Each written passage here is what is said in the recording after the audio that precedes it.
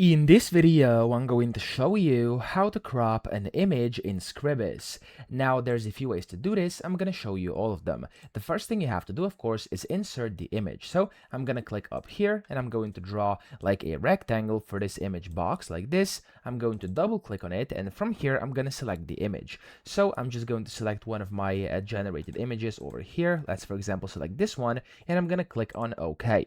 There we go. As you can see, by default, when you do this, it's going to cut off the image, and that is because it's not cropped properly. So the first thing you should do is, of course, crop it properly, and you can do this by dragging these small squares over here on the edges. So if I go and drag this one, it's gonna go both directions. This is only gonna go down, and this is only gonna go left or right, okay? So I'm going to do it like this over here, and then like this, and let's say this is the crop I want to have, this size of my image. Now, as you can see, that's not really perfect because, of course, the image is not essentially in the middle. There's a part cut. So what I have to do here is you could press E on your keyboard while the image is selected, or you could go up here and press this button with the image selected to actually enter the edit contents of frame mode.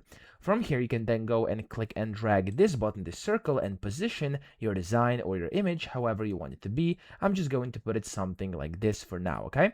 Now, what you could also do to actually achieve true cropping would be to right click, and you have to go to properties. And here it's going to open a bunch of things. You want to open this XYZ, so click on that.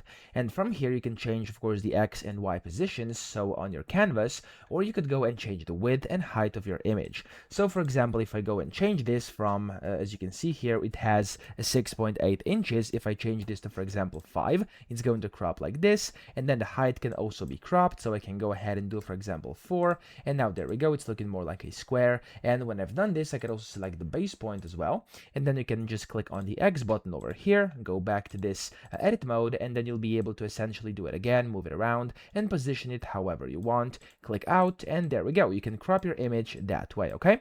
So that's basically the best way to do it. I hope this video helped you out. If it did, please subscribe to the channel and help me out as well.